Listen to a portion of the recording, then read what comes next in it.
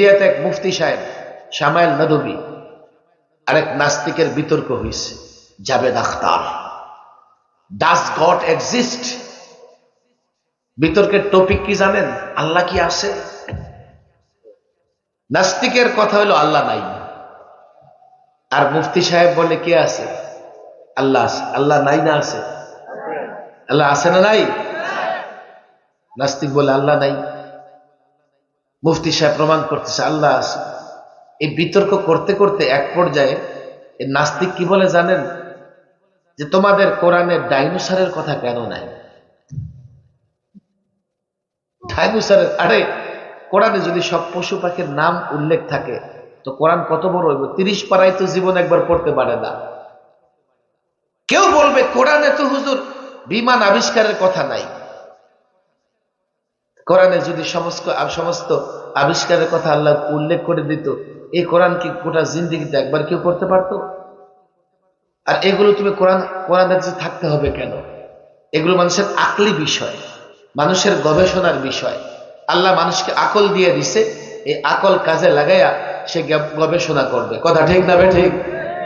যে বিষয়ে যুক্তি দ্বারা প্রমাণের, সে বিষয়ে যখন যুক্তি প্রমাণ আলেমরা দিয়ে দেবে, আপনি আবার কোরআন সুন্নাহর কাছে তালাশ করেন না। আবার যে বিষয়ে কোরআন সুন্নাহ দ্বারা প্রমাণিত হওয়ার, সেই বিষয়ে যদি আলেম কোরআন সুন্নাহ থেকে দলিল দিয়ে দেয়, আপনি হুজুর যুক্তি কি এ কথা বলার কোন অধিকার রাখে? এর মানে এই না যে কোরআন সুন্নাহর বিধি বিধানের পেছনে যুক্তি নাই।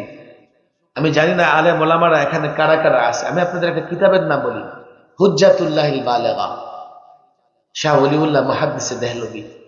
উনি এই কিতাবে নাস্তিক মুরতাদদের প্রায় সমস্ত প্রশ্নের জবাব দিচ্ছে। এমন এমন প্রশ্ন আপনারা অবাক হয়ে যাবেন।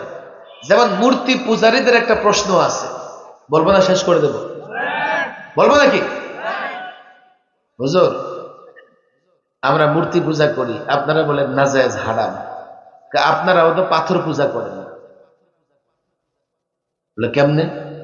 এই যে আপনারা হজ করেন, উমরা করেন, গিয়া পাথরের সামনে রেখে সেজদা করেন, চুমা দেন। আমরা পাথর সামনে রেখে সেজদা করি, চুমা দিই, তা আপনারাও তো পাথর পূজা করেন। আমরা মূর্তি পূজা করি, আমাদের সমস্যা। আপনারা পাথর পূজা করেন, আপনাদের সমস্যা নাই। তো শাহ ওলিউল্লাহ মুহাদ্দিস দেহলভী বলতেছে, দেখো আমরা এই ঘরের পূজা করি না, ঘরের মালিকের পূজা করি। কথা ঠিক না ঠিক? এখন আবার কিছু ভদ্র আছে মূর্তি পূজারী, ওরা কি বলবে? হুজুর আমরা ওই মূর্তির পূজা করি না, আমরা ভগবানের পূজা করি আর মূর্তির উসিলা বানাই। এরপরে শাহ ওলিউল্লাহ মুহাদ্দিস দেহলভী লিখেন, দেখো আমি জানি আমি যদি এ কথা বলি যে আমি এই ঘরের মালিকের পূজা করি, তোমরা উল্টা যুক্তি দিবা। কিন্তু আরেকটা যুক্তি আমার আসছে, কাবা ঘরের ভেতরে নামাজ পড়া যায় কি যায় না? কাবার ছাদে নামাজ পড়া যায় কি যায় না? তোমরা পারবা মূর্তির মাথায় ওইটা সেজদা করতে? পারবা না। কেন? তোমরা মূর্তিরই সম্মান করো।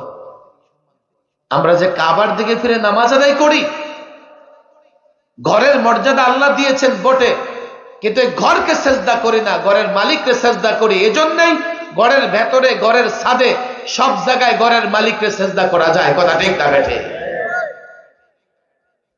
আধুনিক যুগে আমি বলছি আকায়েদ এবং আফকার, আমাদের বিশ্বাস যদি মেরামত না হয়, আমাদের চিন্তা যদি বিশুদ্ধ না হয়, হাতে পায়ে ধরে বলে যাই, রে ভাই আপনি তো বড় মুসলমান, খবর নিয়ে দেখেন আপনার ছেলেটা নানা এই ধরনের নাস্তিক মুরতাদ বেঈমানের সঙ্গে কানেক্টেড হইয়া তার বিশ্বাস নষ্ট হইয়া বেঈমান হয়ে আছে।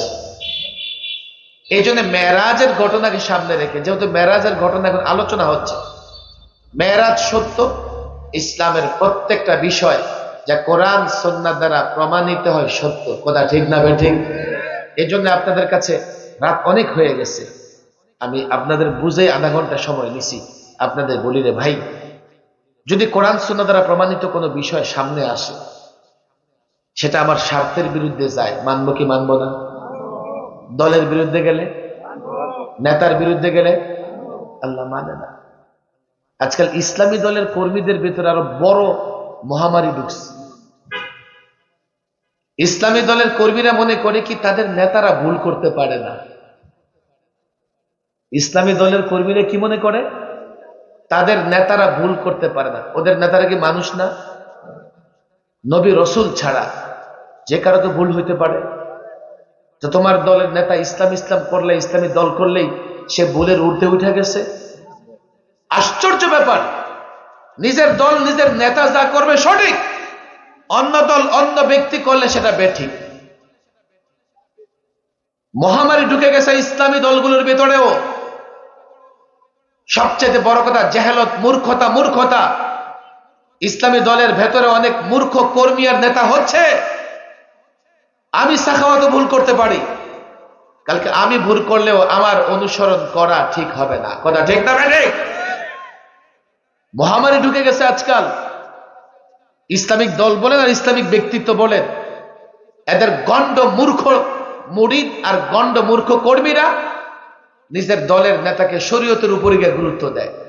শরীয়ত দিয়ে মাপো, শরীয়ত দিয়ে মাপো। তোমার নেতা তোমার দল শরীয়তের ভিতরে থাকলে সমর্থন করো, না থাকলে প্রত্যাখ্যান করো। কোরআন সুন্নাহ দ্বারা যা প্রমাণিত হয়, নেতার বিরুদ্ধে গেলেও কোরআন সুন্নাহ মেনে নিতে হবে। কথা ঠিক না ঠিক? যদি না মানতে পারি তাহলে আমাদের কপালে বড় দুর্গতি আসে। যদি না মানতে পারি, আমরা আমাদের আকায়েদ, আমাদের ফিকির, আফকার এটা বিশুদ্ধ রাখতে পারবো না। আর দেখা যাবে আমাদের অজান্তে এই আমাদের সন্তানরা বেঈমান হয়ে যাবে।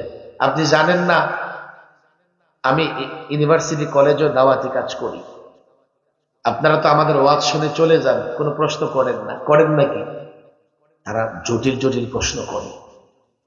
আমি অবাক হই, এই প্রশ্ন তুমি করলে, এটা নাস্তিক মোরতাদদের প্রশ্ন, মুসলমানের বাচ্চার প্রশ্ন নয়। হুজুর হ্যাঁ, ওনারা তো এই প্রশ্নগুলো আমাদের দেয়, আমরা জবাব দিতে পারি না। আবার আলেমও খুঁজে পাই না যার কাছ থেকে জবাব নিব, তো আমরা সন্দেহের মধ্যে পড়ে থাকি।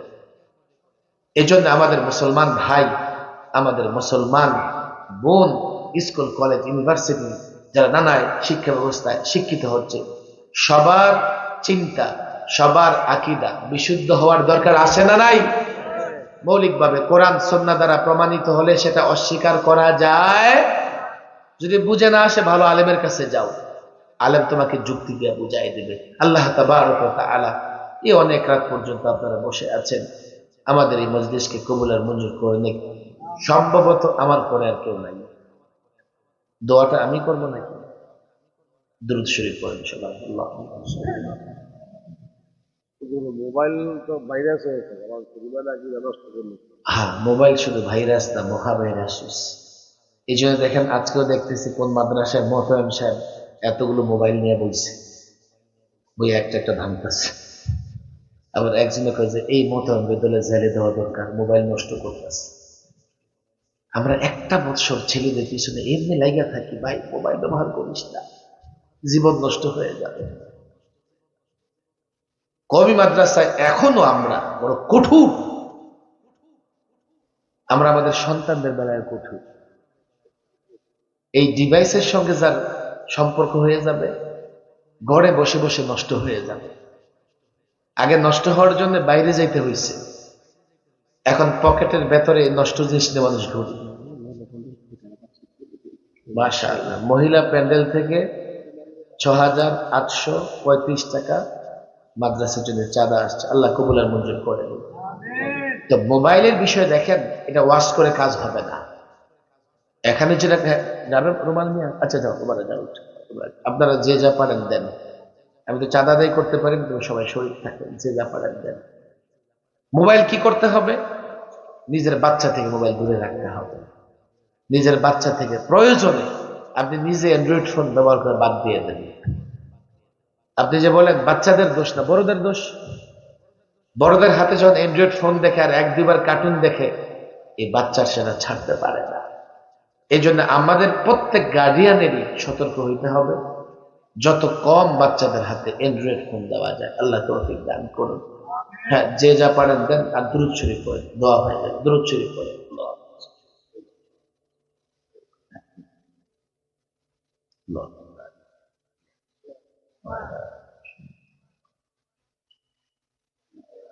কেউ কি আসেন এমনি 10,000 5,000 টাকা দিবেন?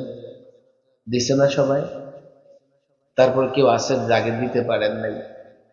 5,000 10,000 আসেন নাকি কেউ? মনে হয়নি, রাত অনেক হয়েছে, আর নতুন তো কেউ আসে না। কয়েকবার ইস্তেগফার করেন, আস্তাগফিরুল্লাহ, আস্তাগফিরুল্লাহ।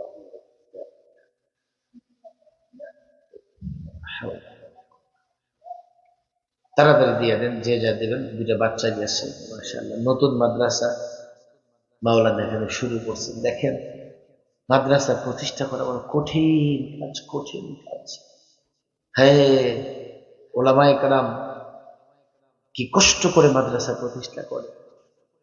সরকারি প্রতিষ্ঠান না যে এক জায়গায় একবার করে 5 বিঘা জায়গা দিয়ে একটা ভবন দিয়ে দিলাম, যাও পড়ো, শিক্ষকের বেতন দিয়ে দিই।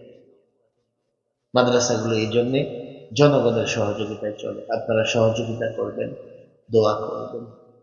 اللهم أنت السلام ومنك السلام تباركت يا ذا الجلال والإكرام. ربنا ظلمنا أنفسنا وإن لم تغفر لنا وترحمنا لنكونن من الخاسرين. ربنا لا تزغ قلوبنا بعد إذ هديتنا وهب لنا من لدنك رحمة إنك أنت الوهاب. يا الله يا رب العالمين يا أرحم الراحمين يا أكرم الأكرمين. আল্লাহ তাবারক ওয়া তাআলা নতুন একটি দিনই প্রতিষ্ঠানের উদ্যোগে সেই বিকেল থেকে গভীর রজনী পর্যন্ত, মধ্যরাত পর্যন্ত যারা মাদ্রাসার মহব্বতে, ওলামাদের মহব্বতে কোরআন সুন্নাহর আলোচনা শোনার জন্য প্রচন্ড শীতের মধ্যে মাটিতে বসে আছে, আল্লাহ তাবারক ওয়া তাআলা তাদের সকলকে, তাদের উসিলায় আমাদের সকলকে আপনি দ্বীনের জন্য কবুল করে নেন। আল্লাহ তাবারক ওয়া তাআলা মালিক, জীবনে যত ভুল করেছি, অন্যায় করেছি, জীবনে যত নফসের উপরে জুলুম করেছি, শয়তানের ধোঁকায় পড়ে গেছি, সমস্ত ভুলের জন্য তওবা করতেছি, লজ্জিত হয়ে মাফ চাইছি। মালিক, আমাদের মাফ করে দেন, আমাদের ক্ষমা করে দেন। আমাদের প্রত্যেককে আপনি আপনার নেককার বান্দাদের অন্তর্ভুক্ত করে নেন। আল্লাহ, আমাদের মধ্যে যারা পেরেশানি আছে, পেরেশানি দূর করে দেন। যারা অসুস্থ, সুস্থতার নিয়ামত দান করেন। আল্লাহ, যারা অভাব অনটনে আছে, অভাব অনটন দূর করে দিয়ে প্রত্যেকের জন্য হালাল রিজিক উপার্জনের ব্যবস্থা করে দেন। আল্লাহ তাবারক ওয়া তাআলা আমাদের ছেড়ে যারা কবরের বাসিন্দা হয়ে গেছে, অন্ধকার কবরে শুয়ে আছে, মালিক, জানি না কে তার কাকে হারিয়েছে, কে বাবাকে হারিয়েছে, কে মাকে হারিয়েছে, কে ভাইকে হারিয়েছে, কে দাদা দাদিকে হারিয়েছে, নানা নানিকে হারিয়েছে। আল্লাহ, যারাই আমাদের আত্মীয় স্বজন, বন্ধু বান্ধব থেকে কবরবাসী হয়ে গেছে, প্রত্যেকের পক্ষ থেকে ক্ষমা চাই, মাফ চাই। সকলকে ক্ষমা করে দিয়ে তাদের কবরগুলো জান্নাতের বাগান বানায়া দেন। আল্লাহ, মাদ্রাসাকে দ্বীনের জন্য কবুল করে নেন। মাদ্রাসার যত আসবাব দরকার ব্যবস্থা করে দেন। আল্লাহ তাবারক ওয়া তাআলা কিয়ামত পর্যন্ত এই প্রতিষ্ঠানকে বাকি রাখেন। কিয়ামত পর্যন্ত প্রতিষ্ঠান চলতে গিয়ে যাতে কোনো ফিতনা না হয়, সব ধরনের ফিতনা থেকে এই প্রতিষ্ঠানকে হেফাজত করেন। প্রত্যেকটা ছাত্রকে আলেম বানায়া দেন, হাফেজে কোরআন বানায়া দেন, দাঈ বানায়া দেন, মুজাহিদ বানায়া দেন। আসাতিজা ইকরামদেরকেও কবুল করে নেন, সাহেবে নসবত বুজুর্গ বানায়া দেন। যারা দান করেছে মাদ্রাসায়, যারা দোয়া করে, যারা মাদ্রাসা পরিচালনার সঙ্গে জড়িত, মালিক, প্রত্যেককে আপনি আপনার দ্বীনের জন্য কবুল করে নেন। আল্লাহ, আমাদের ঈমান হেফাজতের ব্যবস্থা করে দেন, আমাদের আকায়েদ আফকার হেফাজতের ব্যবস্থা করে দেন, আমাদের সন্তানদেরকেও পাক্কা মুমিন মুসলমান বানায়া দেন।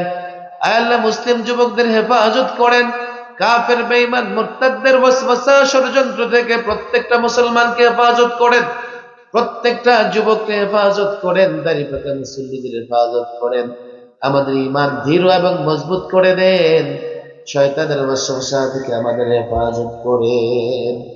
ربنا آتنا في الدنيا حسنة وفي الآخرة حسنة وقنا عذاب النار سبحان ربك رب العزة عما يصفون وسلام على المرسلين والحمد لله رب العالمين.